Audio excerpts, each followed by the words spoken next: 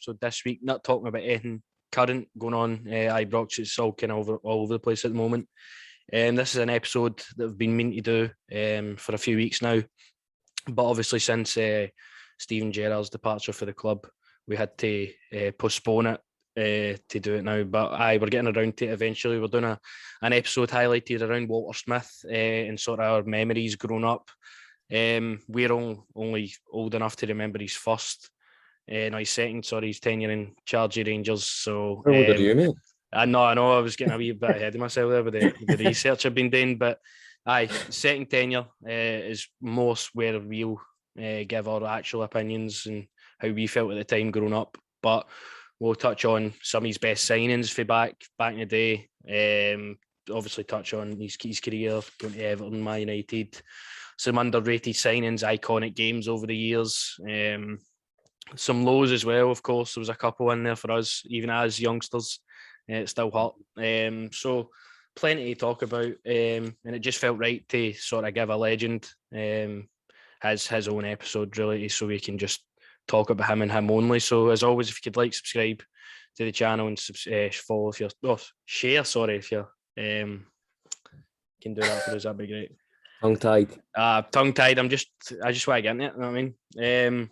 But I think we should start off probably at the start for Walter Smith at Rangers, and that came 1986. Graham Souness was obviously appointed player manager of the club.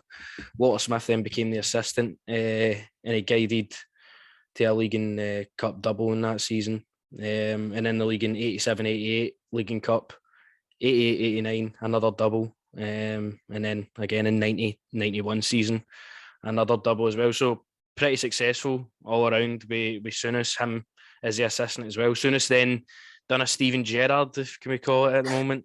He jumped ship for Liverpool in 1991. Smith was then appointed, obviously, the manager of the club. And then that was made permanent in May 1991 after a fourth successive league title in 5 years, which is really impressive off the bat at that time as well. It was Celtic were good. And we just seem to be winning all the cups at that time, even still. So 6 more leagues followed with Walter Smith's tenure in that period, including a treble in 92-93 as well. And he took Rangers within touching distance of the UCL final in 92-93, and we're going 10 games without defeat in the actual campaign, and 44 unbeaten in all competitions in that season. So, I mean, what a campaign that is. I mean, to nearly reach a final and have that sort of record. Fantastic. He spent over 50 million in transfer fees over the 6 years as well. At that time, again, massive. And he ended up leaving the club in May 1998. That was the end of his first spell, but a very successful first spell. Don't get that wrong. I mean, as we just littered with cups and trophies, and just such a successful manager. Successful manager, man. They brought in players that are cherished. I mean, I couldn't imagine being a fan back then, Jack. Obviously, you're older than me since you remember his first tenure. So... I only be 2 weeks. I'm older than you. No, I mean, I couldn't imagine what it would have been like to be. I mean, it's something like our age, man. That's the Rangers team that you're watching then, man. It would have been phenomenal. Everyone goes on about having a time machine and going back and these historical events. I tell you where I'm going back. I'm watching Walter's team play, honestly. Genuinely, if I could go back, I would go back and see what this team was all about. Obviously, we've seen highlights and obviously stuff all over the years about it, but to actually be there, to be in attendance, to be a fan at that time, I mean, it'd be special. Aye, to be special, definitely. To have a proper kit anyway, Jack, I'll tell you that. I know. But since obviously he left, May 1998, he then joined Everton in June 1998. Premier League club, obviously. Everton, they're a big club. They don't win much, but they are a big club. He finished bottom half for 3 seasons in a row, and he was sacked in 2002 due to that. A lot of sort of bad results. And then if you're Everton, you're not really want to be finishing mid-table all the time. You want to be finishing at least in the Europa League positions and that. So after that, he went to Man United and had a short term as assistant manager. And then it was the Scottish national team for Walter Smith. He was appointed after Bertie Vogts in 2004. His best results came against Italy with a draw and a win against France, obviously very iconic. James McFadden. And it seems weird that even Scotland beat France. Well, listen, that does seem, it even seems weird that James McFadden scoring into France, to be honest with you. I have to listen to that dobber every time there's a game on Sky, do you know what I mean? No. What's his claim to fame? What's scoring into France? Fair play. That's his career highlight. And Walter Smith's career highlight probably be with Scotland as well, because we ran short and we didn't qualify for the 2008 Euros due to a defeat to Ukraine in 2006. So obviously we know last year was the first time we actually got there. So disappointing, but he returned to Rangers in 2007. Ali McCoy is the assistant. This is what we remember. This was our childhood growing up. He replaced Paul Le Guen, who was 17 points behind Celtic and put out the cup. He won the cup against Dundee United on penalties. Obviously, 2008, great cup run to the UEFA Cup final at that time. And then the Champions League wasn't so bad either, in a group with Stuttgart, Barcelona and Lyon, to get a nothing each draw at home to Barcelona. I remember actually being at the game, getting carried over the turnstile with my dad to watch Ronaldinho at that time. Like, it wasn't even Messi I was interested in, it was Ronaldinho at the time. And obviously Lyon 3-0 away, a very iconic game that we'll probably touch on throughout the episode. And then Karim Benzema, obviously, with the return hat-trick at Ibrox as well. So after that, dropped down to the UEFA Cup, beat Fiorentina in penalties, beat Sporting Lisbon. I think Wolfsburg were in there as well. I always remember it was at Werder Bremen. It was Werder Bremen. I remember McGregor's save on the goal line. Remarkable save, man. And then Scottish Cup win over Queen of the South as well. Really tough final. Queen of the South, a lower league side as well. And Chris Boyd was pulling out the back of that game. And then obviously left on a high in the 2011 season with a cup double, and obviously the league as well. 54 league titles that was. That was a short, brief overview of Walter Smith's career as a manager. And I think the best place to start on is probably some iconic games of Walter Smith. If you get any in mind so far? Definitely the 4-2, as I said to you. Always, as I say, mate, probably Kilmarnock as well, man. Laughing at doing the business. I mean, I'll never forget that game, as I say. I'll remember just sitting watching the game, mate, and just being glued to the screen, man. What a day it was. But no, I mean, the Old Firm as well, Ibrox, 1-0, Morris Edu. Can't you know what I mean? That one lives with you. But no, as I say, just a lot of games, mate, a lot of special moments growing up supporting the Rangers that this man gave us. So I think that 5-1 against Kilmarnock was one that I'll probably never ever forget. That game, being there in attendance as well, seeing us go 3-0 up in 7 minutes in such a tough game as well. We had to win the game to win the league. It's all said and done. It's all easy to do, but then some of the goals, Jelic scoring a free kick as well to make it 5, and Lafferty, Naismith. I mean, it was fantastic. No, it was sensational, as I said to you obviously before we recorded. But when I think about Walter Smith's teams, really, that we got to see, man, that probably was when most definitely for myself is when I fell in love with the art of being a striker, man, just being an attacking player. As I said to you, the likes of Kenny Miller, Chris Boyd, even Kyle Lafferty, and obviously Jelic, man, those kind of guys, man, were just predators in the box. And really was probably, mate, for me, as I said to you, I'm not ashamed to say that probably first striker I really admired was definitely Kenny Miller, man. That guy is the loyalty that he gave our club anyway in the tough years that we've had. Remarkable, mate. The fact that he stayed. No, over periods as well, where you're thinking he comes back into that 4-2 game, and could it been a better return for Kenny Miller at that point? You always remember thinking about that game at the time, knowing he's going to score regardless of the result. You're just like, Kenny Miller scores, that's end of. Ended up getting 2 on that day and ended up a really iconic Old Firm victory, because of that, because of the Mendes goal. It was just, that was a top game. The 5-1, obviously, we've spoke about. Fiorentina, maybe his biggest result ever, even though it was nothing each. 4-2 in penalties. Nacho Novo's penalty sends you to the final in Manchester. I mean, just that feeling at that time, even as a young wee guy, knowing we were going to go to like a European final, and we've still never done anything of the sort since. It just shows you how important that was. Just how important as I say, now, probably for me, do you know what I mean? Because we grew up in that era, mate. But for me, really, when football felt like football, do you know what I mean? Now it's all about the business deals and do you know what I mean? Looking good on Instagram. That's what I'll always say. Football was football when the European competitions were on ITV. End of. I always remember that was on there. Absolutely, mate. Do you know what I mean? Now it's no the same, is it? But no, back then when it was football and didn't matter about, do you know what I mean, your price, how much followers you had on Instagram. It was about what you did in the park. And as I say, some a player like Nacho Novo and all, man, just. And as you're listing off the players he signed, like, obviously we'll get on to our best signings, sort of underrated ones and that as well, but nobody like pure that screams out at that time, like, well, they're like amazing. We bought them for hundreds of money. Like, these were all sort of cheap signings and they ended up being absolute world beaters.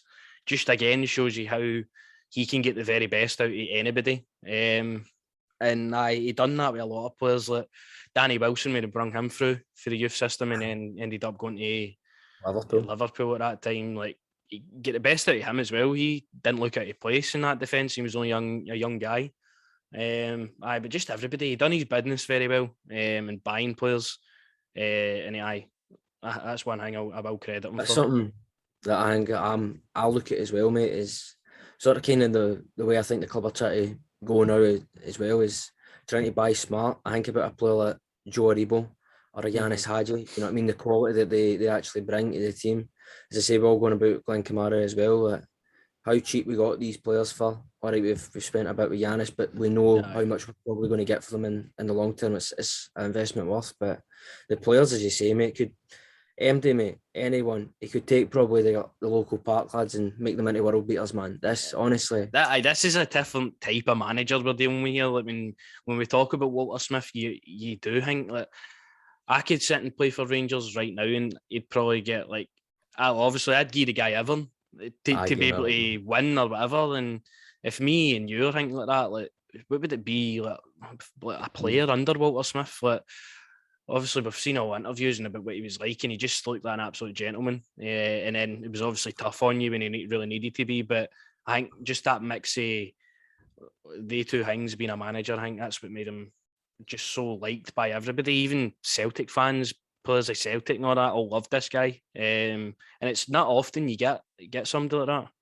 No, it's not, mate. It's not often that you do get just a gentleman in the game, really. Do you know what I mean? As I say, obviously you've listed off about, you know what I mean, he started at Rangers and what have you as well, but also when he was at Dundee United as well, and the successful sort of run that he had there as well. But no, man, he's respected and I would say loved by everyone, hopefully, in the Scottish game. Do you know what I mean? Because it isn't just a Rangers legend, he's a legend of the Scottish game. He's someone that I think if somebody was to ask you, who's one of the best Scottish managers or best footballing people for Scotland, Walter Smith's up there straight away for me. No, he's probably top of the list. You know what I mean? Like, Tommy Burns was obviously another fantastic one at Celtic as well. But the two of them, they were really pally with each other as well. The two of them, I think, they'll be right up there. Walter Smith, I think he just epitomises everything it means to be involved with football, not only with Rangers but with Scotland as well. Just when I think about football, I always think about Walter Smith. No, definitely. When you think about it, definitely when we were children and growing up, like, it was a gaffer. He was a gaffer. He was a man. Do you know what I mean? That's why I love listening to, do you know what I mean, the ex-players that we got to watch. Just listening to them and how he would be with them. Like, as I said on the last podcast we did, like Ferguson being a young boy and having to do the toast and the tea, and as I say, to go on and do what he did, man, it's just remarkable. It's just a true gentleman. It feels like, you know what I mean, you treat him with respect, you're going to get the respect back. Do you know what I mean? You put the work in, you'll get there. That's the kind of manager that's missing for football for me today. I think players are just they're just wanting their day to just, you're all right, son, you're a good, you know what I mean? They want to be told what they're good at. And I'm not saying that he probably wouldn't have done that, but when it's time to be hard on them, you're hard on them. Do you know what I mean? You're not hard on them to just be a dick. Do you know what I mean? You're hard on them because you know that there's a player there, there's potential there. I don't know, man. I just think I somebody think it like is missing in football, like your iconic managers. You think obviously Sir Alex Ferguson, but a very similar breed to Walter Smith in a way that he's so iconic, done just so pals much with him, man. for United, great pals with each other, of course. Do you know what Scotland them at all? Don't know if the two of them were at Scotland actually. Not sure about think that, but were obviously they had a not at good Scotland? relationship. Were they not at Scotland together? And then that's sort of how Souness was playing for him at Scotland. And then that's when Souness said to him, listen, I'm going to Hingway and I want you to come with us. Aye. So I don't know if that was Hingway, but as I say, people like that, like, I think about, obviously Souness is on the English coverage of the game and that, but I just think about, even when people moan at Souness, see, sometimes when you actually listen to what Souness is saying, sometimes he's talking with utter sense. Do you know what I mean? This is a man who's won it. He's won what you need to win in the game. Do you know what I mean? For people just to disrespect him the way they do because he's no laughing and giggling like Jamie Carragher or Michael Richards, which two guys I do enjoy myself, but proper guys of the game. Do you know what I mean? No, I think that's very true as well. I think he gets all unfair criticism, but aye, it's just what the world is like. You know, I think you're right in what you're saying. Like, your football is missing guys like these to be around. Like, even a Roy Keane character. Like, Roy Keane's a fantastic pundit. Like, he says it how it is. Doesn't care really about any of the backlash he gets for it. He just says what he feels, and I really like that. That's what I'm saying. People like Walter understood because they were a fan once before. Do you know what I mean? They were obviously still a fan in the job, but they understand that the man who's working Monday to Friday is coming to watch the football for escapism. Do you know what I mean? That's his happy place. Do you know what I mean? That's me and your happy place, mate, and everyone who's listening to the podcast. And he understood that you lot better go out there and perform. I think it was in the Gascoigne documentary I watched, Paul Gascoigne's one where he was, I think it was, I don't know if it was Aberdeen. Can't remember off the top of my head, but they weren't playing well in the first half. And he said to a lot of them, I think it was, listen, if you don't want to be in here tomorrow, running around and all that, you better go out there and score 3 or 4 if you want to go in the Swally. And he went out there and I think he did the business. So that's what I'm on, things like that. He knows what motivates them. Like, you all want to go out in the pisser. Right, well, you want to go out there, you better go out and put a performance on for the fans. No, so it's things like that, man. Just as you say, fan at heart. He's the manager. Couldn't have any better in charge of your club, to be honest with you. Like, that mix, it's never always goes well, but you just appoint somebody who was a fan and it turns sour, sort of like Ole Gunnar Solskjaer at the moment with Man United. I mean, he was a great player for the club. It's gone tits up at the moment. And then obviously you see somebody like Walter, who's just obviously a fan. He was a football player in that, and he ends up becoming probably the most iconic manager in our history. Definitely up there anyway. But some of these other sort of top games, I think top of the list for me, obviously the Fiorentina result is close because it's just something that won't be done a lot, us going to European finals. But I think the League Cup win against St Mirren with the 9 men for me is remarkable how they can even pull that out. Like, it's a cup final, it's a different game to if you were just playing St Mirren in the league. You could maybe survive with 9 men, you'd be like, all right. But for the fact it was a cup final, St Mirren obviously going very heavy to go and win the cup. Your 9 men, I think, who was it? Danny Wilson, Kevin Thompson, both of them sent off. You're like, how the hell do we even go and win this game? Kenny Miller, as you say, pops up, scores the goal that wins Walter Smith Cup final. But even his tactics up to that point, he'd be able to defend that lead and actually keep going with 9 men in the pitch to beat 11 in a cup final. I think that's remarkable. No, definitely. And as I say with Walter Smith, he knew when to play defensively and he knew when to just go for it. And that's what you're on about with the European run is, you know what I mean? That's when people were on about, we didn't play maybe as well as maybe an ex-manager's teams have recently played well in Europe. But he's not getting a mention on this, I'm sorry. But do you know what I mean? It was more defensively, but then again, when it comes to the league, just all out playing, man. As I say, a remarkable result. I just honestly, mate, it's the attacking players I remember. As I say, if you say to me, name 3 or 4 of them that come out your head, as I say, I remember just growing up idolising Nacho Novo, of course. Do you know what I mean? And then you've even got the supporting players and all, like Stephen Naismith.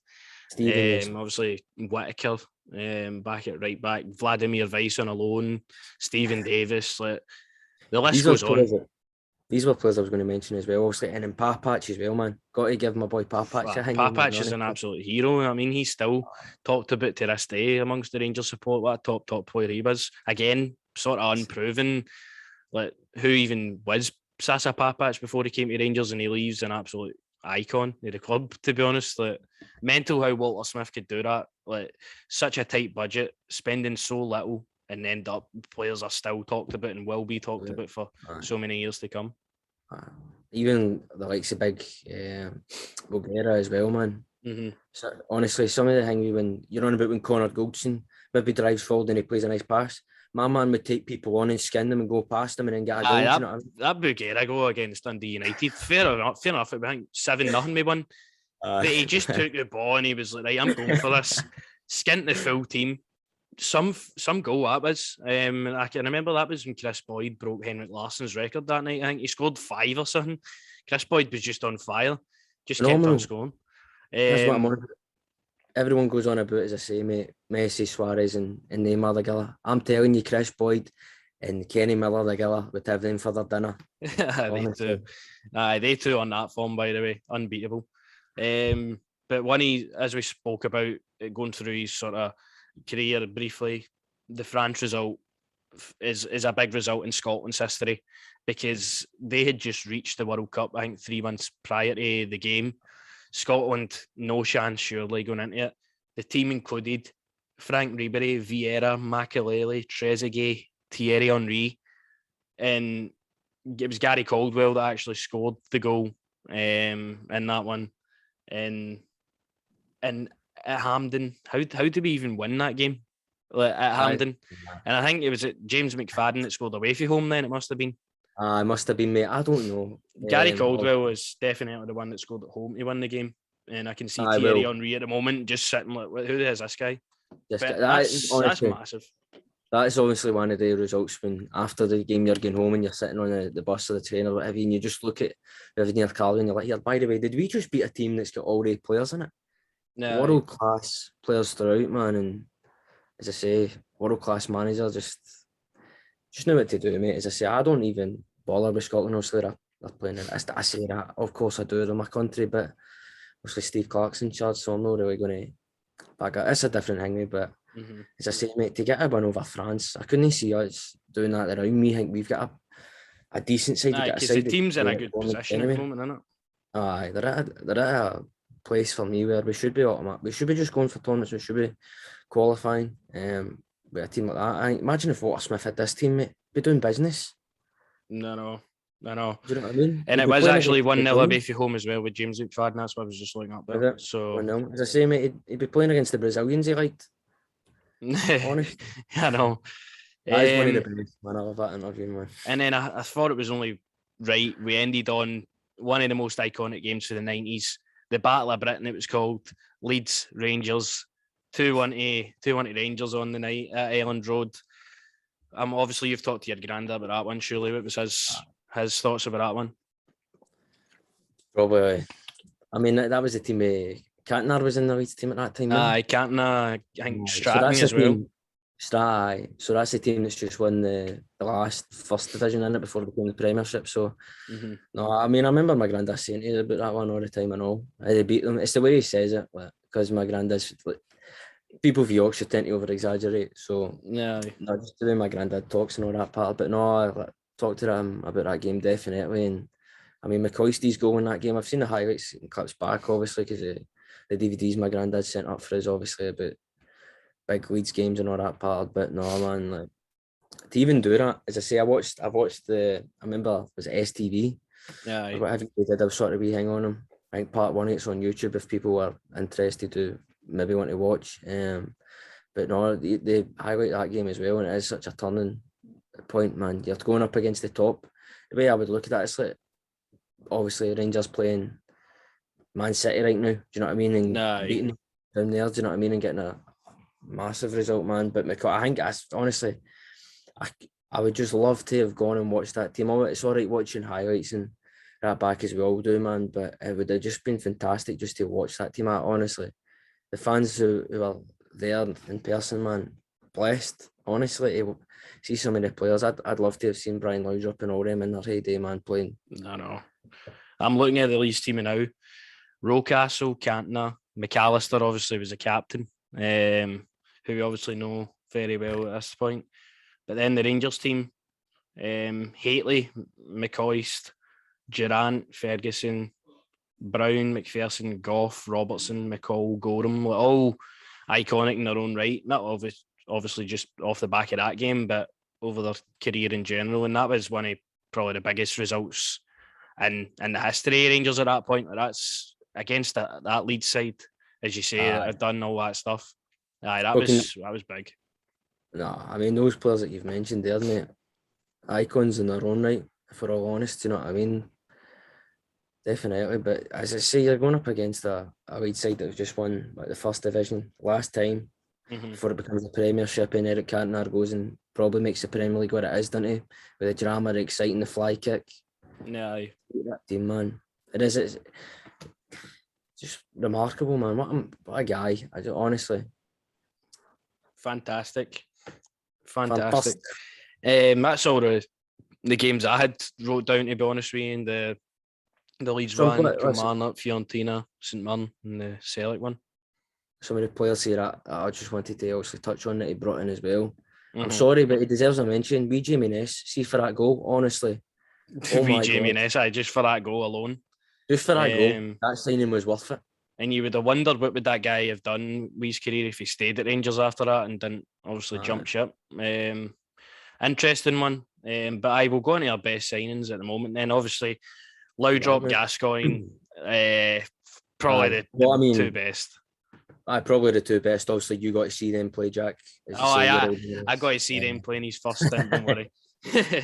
Your dad would have seen them play, no? Aye. That's magic. Gascoigne. Obviously, we weren't there to really see it, but I would have loved to have seen him in a Rangers shirt. How Walter Smith even calmed that guy down and got him to even focus on football seems like an absolute mystery to me, because you've seen him over the years, you've seen all the content about him, just like an absolute madman. Nah, a genius though when he's on that part though. It's like one of the best. Do you know what I mean? It's like watching somebody paint a picture, probably, if you're into that whole describing it as art and what have you. But honestly, some of the goals he scored up here, when you watch the highlights back against the likes of Aberdeen and what have you, man, it's remarkable. Some of the football he played. As I say, when you watch his documentary as well, man, he talks about regretting leaving. He got halfway through going to Middlesbrough, was it? And he was just like, I don't want to go. He had to pull over because he was being sick in the car and all that. No. But that's the kind of effect, do you know what I mean, our club has on people when they don't, do you know what I mean, jump ship halfway through when we need them the most. Do you know what I mean? And they're actually there and they experience it, man. They fall in love with the club and they don't give Oscar performances. No. But no, man, as I say, if you want to jump onto some of the players we've picked out here that have... Aye, obviously Laudrup as well, we'll touch on before we go on to our ones. 2.3 million, and on the article that I was reading, he often gets referred to among the Rangers support as God. So there you have it. Aye, just instrumental in the 9 in a row. 16 goals in 33 games, fended off interest with Barcelona and all that to be able to get this guy in the club. And probably, I would say, next to Gascoigne, the two of them, how we even were able to get them in our team is still absolutely mind-blowing, because they're two sort of icons of football of that era anyway.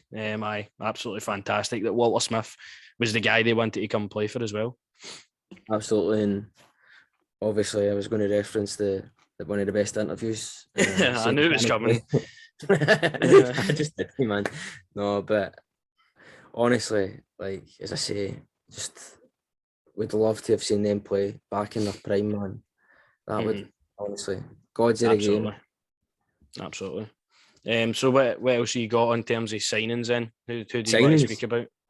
Who do I want to speak about? Listen, my man, as I said, him obviously in the 1-0 game, but my man Morris Edu, I think he deserves a wee for me, I put him in underrated. I thought, what a fantastic player he was for Rangers. Like, just sort of a silent assassin for me is exactly what Glenn Kamara is at the moment.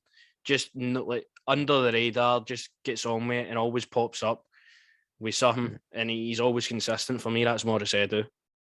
No, listen, he always, as I said, I found it also the Carragher thing, where he was like, he had to Google him and all that.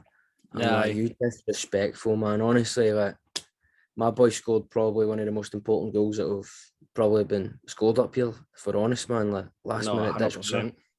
Do you know what I mean? You can honestly, I can visually see that in my head, that goal, and I can hear the commentator, do you know what I mean, just screaming. It's because it's the last minute and all. Like, it's the last minute, and Chris Boyd, I don't think actually scored an Old Firm goal, or he might have scored maybe one or two, but he didn't score many. And it was actually him and Bugera, I think, that had the shots before. Aye, and then it falls to Edu in the line, and you're like, before the goal even happens, you're just sitting watching. You're like you're just waiting for it to go in. Eventually, obviously it does. Edu and I still spoke about to this day, such an iconic derby winning goal and all. No, iconic derby. I could see the similarities when you're talking about him and Kamara there. That is it's a good one, Jack. You've come out with a good shout there. The two of them are just, for me, like, I just feel at that time as well. Edu never really gets talked about amongst the Rangers fans when you're talking about the greats at that time, but I thought he was really, really good for the time he was at the club. No, definitely, mate. He's definitely a top player that we had, mate. As I said, when you think about the players that we grew up watching, he's definitely one of the top ones that I can remember anyway. Yeah, and then next to him, I had DeMarcus Beasley. As another sort of underrated signing at the time. Like, that goal against Leon away, didn't score many for Rangers, didn't really play many games, but I thought when he was Wales, I thought he was a really, really top quality player. No, listen, I had to go back and look at some of his stuff at Bordeaux and whatever, man, and honestly, when football was football for me, that sums up that signing, mate, because honestly, guy had muscle, but he had pace and he had the technical ability, do you know what I mean? Not bloated up like what's his name for Wolves, do you know what I mean? Oh, he talks about he only does the warm-ups when he works out. Away you go, son. Honestly, that guy was proper, like, a good football and physical shape. Aye, Beasley was a good player, man. 700 grand, I think we signed him for as well in 2007. Get 3 years out of him. I think he was maybe played with injuries because I can't see how he only played 30 games, but I always remember him. That Leon game, goal and assist. So, they scored in the Hearts in the cup final. I think it was Queen of the South, actually. I think it might have been Queen of the South he scored in. But I just, another one, I never really talked about Beasley, but I thought he was good as well. Other sort of underrated ones I've got Kyle Lafferty, like, as we spoke about, like, you're talking about all your forwards and all that. Kyle Lafferty is sensational. Just, I think at that time as well, obviously me going to the games as a wee guy and all that, I think if they just thought Lafferty was a pure dafty. But in actuality, as you look back, he was a top forward. Honestly, mate, I'll pull the shirt out that I always can picture Lafferty. I remember everyone used to see the one with the red and the white in the corner a bit. Aye. And everyone used to debate about getting, the short sleeve, and then everyone would get the long sleeve because Lafferty had the long sleeve. Do you know what I mean, man? Like, as I say, through Walter Smith's teams, if you ask me what was the thing that, with footballing wise, it made me fall in love with, man, it was forwards, it was strikers, it was attacking. Please see watching some of the goals that the strikers for our club have scored, man, in his period, unbelievable. Kyle Lafferty for me was a beast, man. Yeah, that's what I say, man. Some yeltering goals, man, and big moments. Even when he came back to the club, do you know what I mean? Big European moments. He stepped up away again in Villarreal, wasn't it? So, no, he was a top player as well. I think another one I've got here, son, is a man that we love. I guess we're just naming players, but it's got to be Jelavic, mate. Aye, that guy. He's like, to the younger supporters today, like Jelavic as Morelos, like that's who he was to us. He was. Jack, we got to see him in person. I think we should let the viewers know. Obviously, story time. Everton Man City game. Everton Man City. Jelavic, obviously, I think it was 2-1. It was one each. Jelavic scores the winner after coming on in the 90th minute or something like that. We're there by the school. We're loving it. Jelavic has scored after leaving us. and then we're outside the stadium, going back to the bus. Who do we bump into? Nikita Jelavic and also Gary Neville, by the way. Neville. Aye, I Um, got pictures of them. really surreal sort of moment that I was. thought you were going to do the accent there, but I'm glad you didn't. He was going on about he had to get his plane because it was for the Croatia game. Nah, he wouldn't take a photo with us, but I got a photo of him on my old phone somewhere, so it's probably gone. But aye, that was a memorable experience. And then to see the guy in the flesh, obviously, was after leaving. It was obviously just mind blowing, wasn't it? Mind blowing, mate. As I say, the goals that he scored. Obviously, everyone thinks about the cup final against Celtic, the 1-0. Ball just created him in back of the net. Honestly, to see him right in person, you're like, mate, you actually gave me some like good memories. Do you know what I mean? Nah, I know. He's a very special player, obviously. I think it took a while for that deal to get done as well, because it was back and forth. But he did come, and as you say, he always praised the club. He's always still out there. Do you know play a part in, what was it, Katic or Barisic coming? Probably one of the two of them, or maybe even both, because Katic was obviously spotted with him. I think it was earlier on this year. When he was in Croatia. He was with Jelavic, obviously learning about his time at the club, and a few interesting conversations that I would like to hear about there. But the two of them, obviously, and he's still influential. As far back as I can remember, we've always had a Croatian player on our team, like Dado Pozzo as well.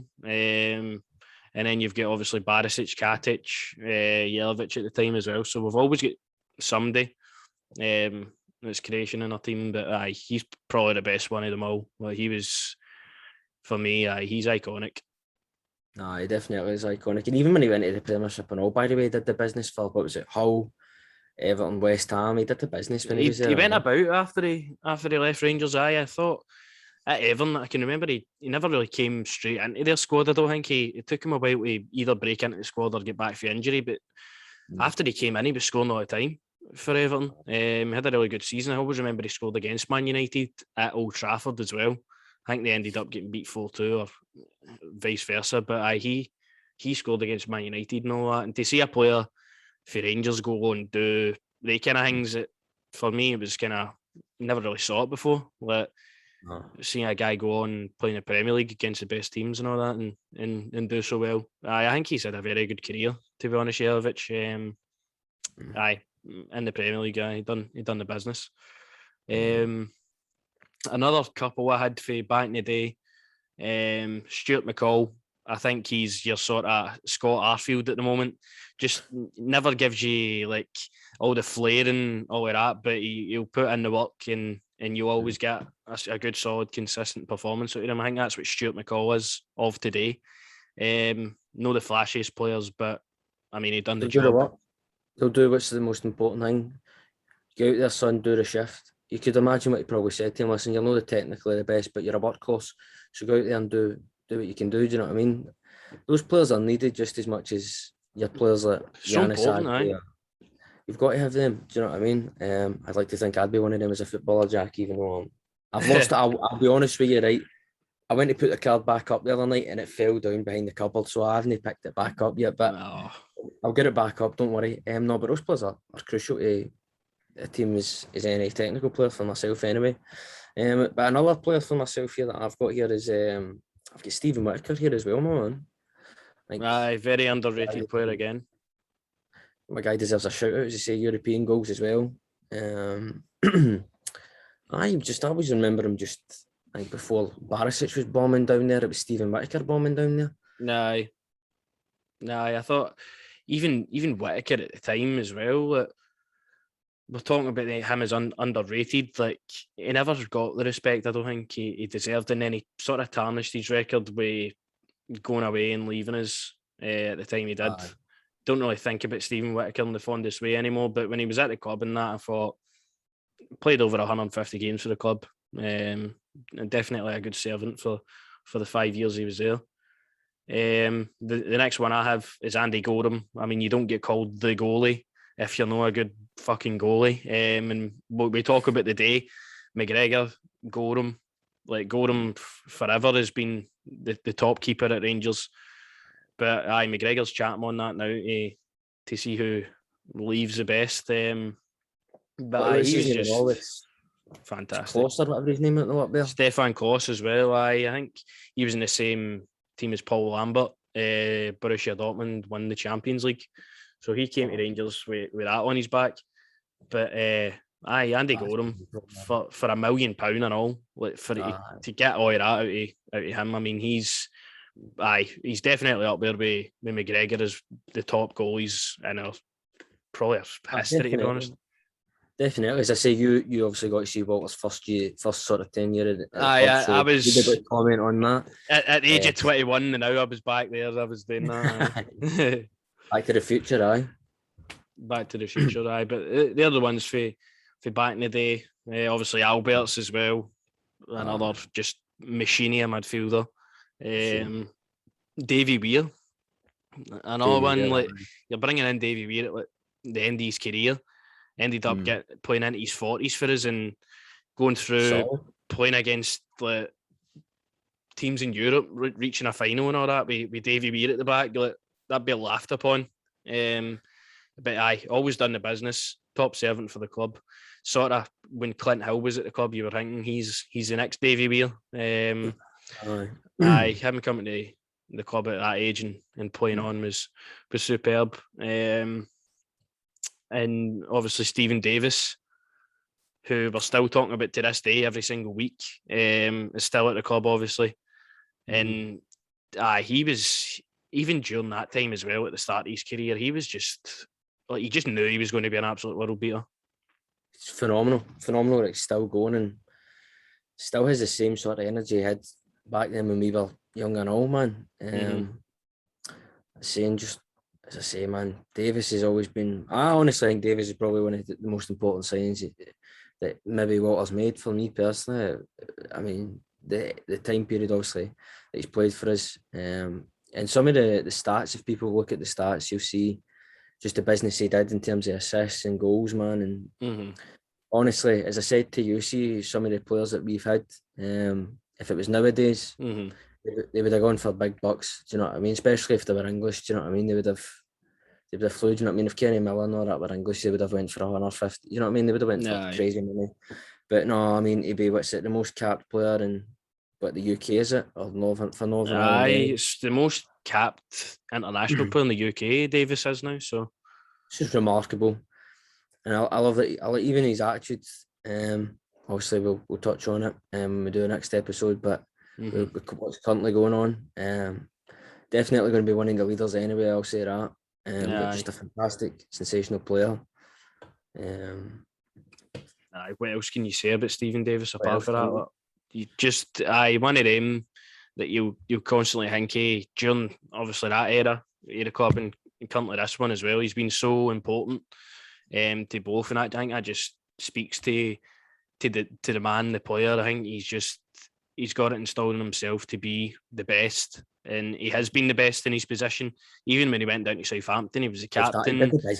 He played in the Premier League all the time and didn't look out of place. Comes back up here, and he obviously gives his later years to Rangers again. So I've got nothing but respect for Stephen Davis. Nothing but love and respect for him. Got to have some love in there for Stephen Davis. Come on. But I think obviously Gattuso as well was signed with Walter Smith. Obviously, we know what playing career he went on to have, which again another big signing for him. Vladimir Weiss on loan, he done the business for a season as well, and from him signing every single season would be is Vladimir Weiss coming back, and he would always tease us on Twitter about coming back. That ship's probably sailed at the moment, but he's always sort of been on the minds of Rangers fans about coming back. Had a good season at the club as well. A very exciting winger, and maybe that's something that was always in a Walter Smith team was pace.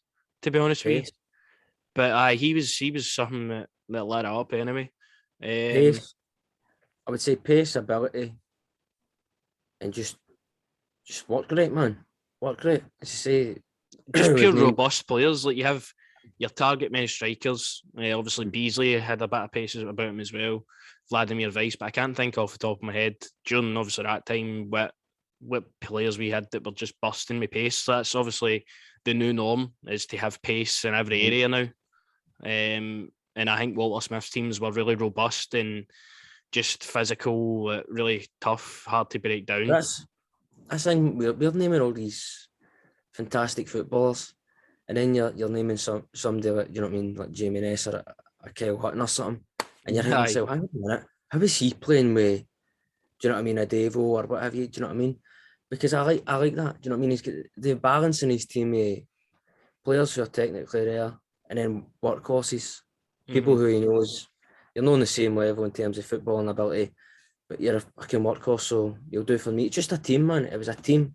It was a team with Walter. It wasn't just individuals. All right, the fans, it happens all the time. Do you know what I mean? Right now, we've got our fan favourites who we love and we adore, but it's just a team, man. You love the team, and success followed constantly. When I look back on Walter Smith's sort of hanging at the Rangers that I remember anyway, it was nothing but positive memories. All right, a couple of maybe disappointing moments here or there, but I look back with just fondness, man, and just appreciation to a man that gave everything to our football club, man.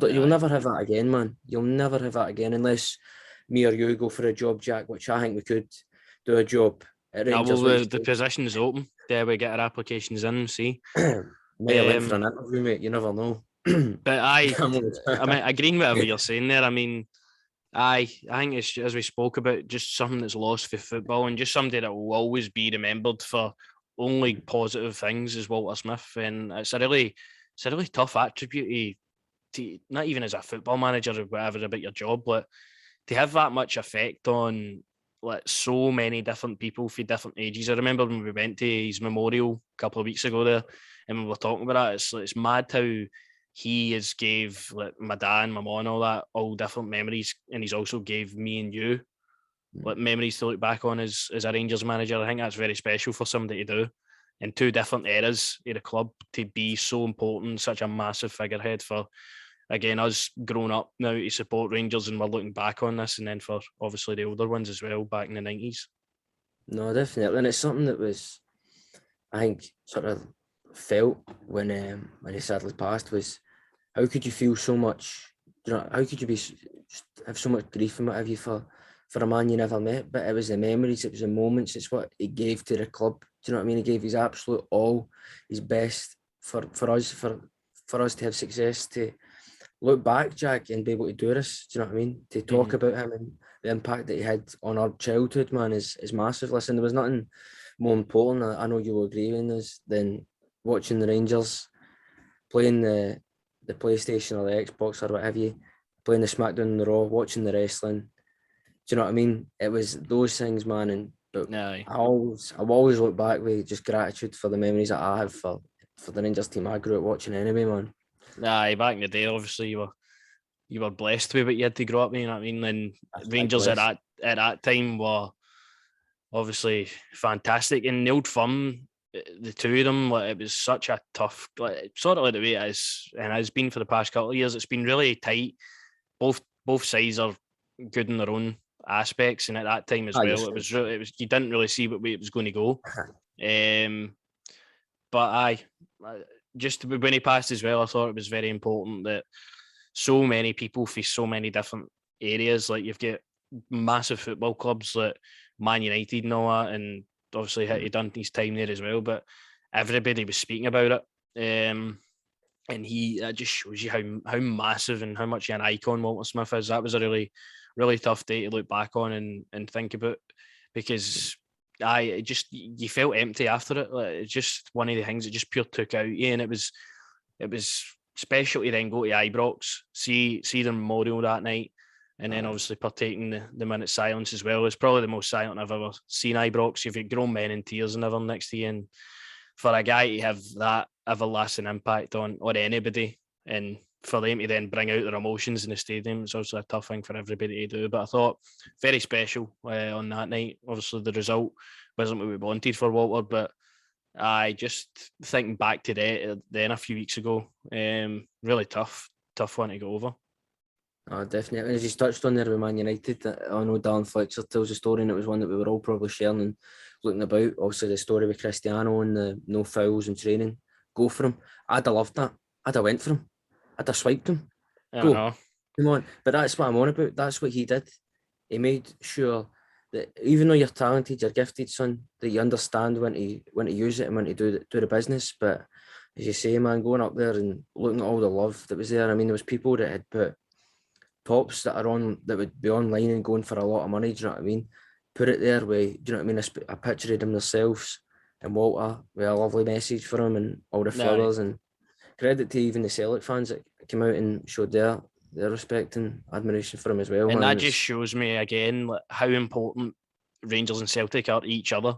Like no matter what Absolutely. happens with the both of them, if it's a loss or anything, like football doesn't mean anything at that time. And I think it's so important that such a rivalry as fierce as the two of them can come together and sort of share the same emotions at the time. And I thought that was very special as well. Even when you see was it Ian Bankier of Celtic going up with his wreathing that to the John Gregg statue, and it's just moments you just like to see as rivalries coming together when it's tough times. Absolutely, we with every great rivalry, mate. There's a bit of respect and admiration there. You know what I mean? Like, as I say, when these games are on, it's big fight feeling for the 90 minutes. We're all in it, everyone is. But after it, do you know what I mean? You kind of want to just close the door if you've lost. Do you know what I mean? Board it up for a week or so. But if you've won, man, it's the greatest day of your life. Do you know what I mean? I don't think any day will ever top beating Celtic. And as I say all the time, two of the biggest clubs in the UK, two of the biggest clubs in the world. I don't care what anyone says. As I say, I'm all about the banter, man. I'll take a bit of banter. Do you know what I mean? But having you know what I mean, abuse and violence and all that, I'm not for that. But the banter and all that, I'll take any day. Do you know what I mean? Yeah, definitely. And then to move on to maybe the second last thing is the lows that we experienced. The low is obviously going to be Zenit St. Petersburg. But we'll obviously end on his honours and what he did at the club to any offer. But we have to touch on the lows. Obviously, everything wasn't just all sailing and perfect. We got to that final. Manchester was red, white, and blue. I mean, if you look back in the photos of that day, it was absolutely mayhem, like just mental how many Rangers fans were there that day. And obviously, we come up short, get beat off Zenit St. Petersburg in the final. But again, I've still never watched that game. Like, even as a wee guy, my experience of that was me, my mum, and my gran all went to Ibrox to actually go into the screening in the stadium, and we were sitting in where the family stand is, and the very top tier of that, queued for about 4 or 5 hours to get into the stadium. The screen was sitting, so I couldn't even see the screen. My dad was obviously down in Manchester. And I always remember just obviously being a wee guy, but 8, 9-year-old, just pure annoying my gran and my mum about wanting food. Go down, there's no food left either. And I just, that whole experience of that day was just, even at Ibrox as well, to watch a TV in the stadium of the game, there was still, I mean, Ibrox was jumping as if it was a match day that day. And that's an experience I'll always have. And then ended up, I went to, I think, 2-0 to Zenit St. Petersburg. Subway loyal that day, I'm sad to say. I had to go and get the subway to go home because how busy it was. On the subway, there was a guy, and he, obviously at that time it wasn't so easy to go and get information off the internet. There was a guy saying, "Oh, it's 2 each now, Novo's scored 2." And me and my mum and that are just sitting there like, you better be kidding on. Like, because we just left. Ended up, he was trying to fucking pull a leg, and we ended up getting beat 2-0. But even though the game didn't end so well, I have very fond memories of just that day, that experience. And hopefully, in my lifetime anyway, we get to see another European final. I know, listen, I was on the Russian vodka that day after that game, I'll tell you that much anyway, so I'm blank. I don't remember it. No, I'm only joking. Of course I was not. No, I mean, I don't think you'll... I mean, listen, as long... I might go for a job, so we might get a European final again. No, but no, I don't think you'll ever see anything like that again. I mean, if you just look at the images in Manchester, man, like, just covered, man. You probably couldn't go anywhere, and as I say, that's what I'm on about. The great support, man. No. Follow me far, do you know what I mean? It's fantastic, man. It's just, even a final like that, man, I don't think you'll... I don't know if you'll see a final like that again, mate, but crazy times, man. Crazy times. Aye, absolutely mental. And it's nice that I can actually have fond memories of, as what I was going to say, I've not actually watched the game back. I've never, ever seen the goals because obviously Nah. as I was in the stadium, I couldn't really see the screen anyway. From that day in 2008, I've never ever watched the goals. I can never bring myself to do that. Nah, I don't think you would want to do that, mate, would you? Do you know what I mean? Fuck that. But obviously, as I said, great memories for the day. And then the next low I've got down is the Kaunas defeat. I mean, I've never heard of Kaunas since that day we got beat off them in the qualification process of Europe. And that was sort of, I actually bring that back to maybe Malmo this season. Malmo obviously a better team than Kaunas were, but it's disappointing, I think. Who was it we lost it when Pedro was in charge? Progress Niederkorn will forever be the worst result in the club's history, but I think Kaunas, if I can remember rightly, 2-1, I think it was, just a pure, really disappointing just night overall. It's been so good in Europe, and then getting beat in the first qualification for it was just, it was a very low moment. Definitely. But to move on to then his honours, as we'll end off on a high, 10 leagues, 5 Scottish Cups, and 6 League Cups, with obviously that league the Europa League final as well. So, what more can you say that we've not said already? We've sort of rambled on and we've said how we feel for the Heart and that. And if there's anything else you would like to obviously touch on you go.